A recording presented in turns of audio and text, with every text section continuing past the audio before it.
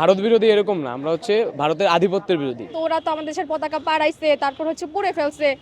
তো এটা তো একটা দেশকে অপমান করা হলো। আর ইন্ডিয়া বাংলাদেশকে কখনোই ভালো নজরে দেখতো না, ওরা জাস্ট বাংলাদেশ থেকে খাইছে। উগ্রবাদিতা যেটাকে উগ্রবাদী যে হিন্দুত্ব সেটা তারা প্রমাণ করে দিচ্ছে। এইগুলো ক্রিয়েট করে মানে তারা যাতে উল্টো ঝামেলাটা পাকাইতে পারে, অ্যাটাক বলতে ধরেন এই ঝামেলা এই টাইপের করতে পারে, সেজন্য এটা করা হচ্ছে।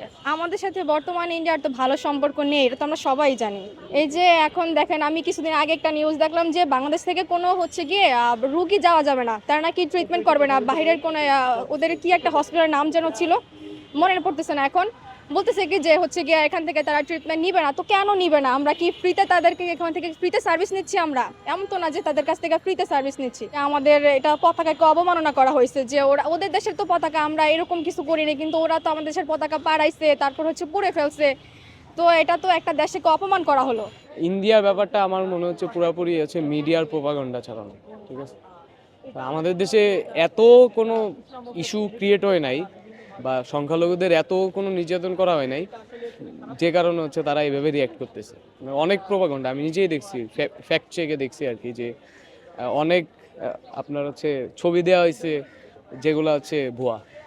তারপর হচ্ছে আপনার এই যে 7 কলেজের গ্যাঞ্জাম হলো না, 7 কলেজ না সরি, কবি নজরুল হচ্ছে ডিআরএমসি, এইটা দিয়ে বলতেছে যে সংখ্যালঘুদের ভাঙচুর করা হচ্ছে।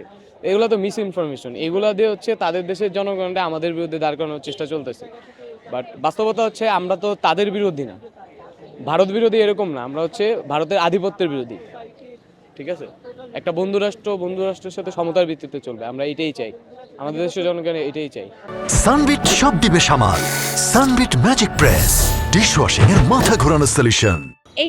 এটা তো আমার মনে হয় না সত্যি যে নির্যাতন করা হচ্ছে বাংলাদেশে। কারণ দিন শেষে আরও যখন ঝামেলা করা হয়েছিল, যে এই কয়েকদিন আগেই তো আমার আগস্ট মাসে যেটা হইলো, ওখানে তো দেখলাম আরও সবাই প্রোটেক্ট করতেছে, ঝামেলা তো অ্যাকচুয়ালি হয় নাই।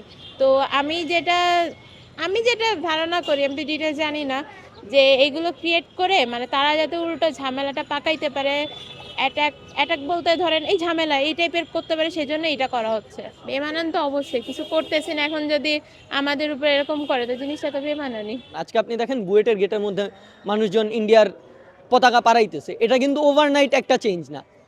এই ক্ষোভটা মানুষের আগে ছিল, মানুষ এখন প্রকাশ করার সুযোগ পাইতেছে। আর ইন্ডিয়া বাংলাদেশকে কখনোই ভালো নজরে দেখতো না, ওরা জাস্ট বাংলাদেশ থেকে খাইছে, এতদিন খাইছে। এখন হঠাৎ করে যেহেতু সরকার তাদেরকে ফেভার করতেছে না, জনগণ তাদেরকে ফেভার করতেছে না, তারা আগের মতো সুযোগ সুবিধা পাচ্ছে না, এজন্য তাদের গাজালা দিয়ে উঠতেছে, তারা সুযোগ করে উঠতে পারতেছে না, এই জন্য তারা বিভিন্ন রকমের সমস্যা করতেছে। এবং রিসেন্ট টাইমে আসলেই কিছু জিনিস নিয়ে সমস্যা হয়েছে, এবং আওয়ামী লীগ সরকার এই জিনিসটা বিভিন্ন প্রোপাগান্ডা ছড়ানোর ট্রাই করতেছে যে হিন্দুরা বাংলাদেশে হচ্ছে আনসেফ, এবং তারা এই প্রোপাগান্ডা এই ন্যারেটিভ নিয়ে আসার ট্রাই করতেছে যে আসলে তারা বাংলাদেশি হিন্দুদের সেভ করবে, ওয়ারাস বাংলাদেশি হিন্দুরা কিন্তু আনসেফ না। আমরা এটা পড়েছিলাম যে আমরা আসলে সুশীল নাগরিক, বা আমরা ওদের থেকে যে আমরা কতটা ভালো মানুষ সেটা আমরা প্রমাণ করলাম। যদি ওরা যেটা করছে ওটা কখনো ঠিক করে না, ওরা জঘন্যতম একটা কাজ করছে, সেটা বহির্বিশ্বের মাধ্যমে প্রকাশ পেয়েছে যে তারা যে একটা মানে উগ্রবাদিতা যেটাকে উগ্রবাদী যে হিন্দুত্ব সেটা তারা প্রমাণ করে দিচ্ছে। যেমন আমরা যদি করতাম এই কাজটা, তখন দেখা যায় আমাদের বহির্বিশ্বের মাধ্যমে আমাদের মানে একটা কি বলে এটাকে, যে উগ্রবাদী বা মৌলবাদী যে একটা জিনিস বলে, ওইটা বহির্বিশ্বের মাধ্যমে প্রকাশ পেয়ে যেত। তো আমি আশা করি যে এটা যেহেতু করে নাই, বা বাংলাদেশের মানুষ এটা কখনো করবে না, যে তাদের যে দূতাবাস আছে যে হামলা করবে, এটা কখনো করবে না।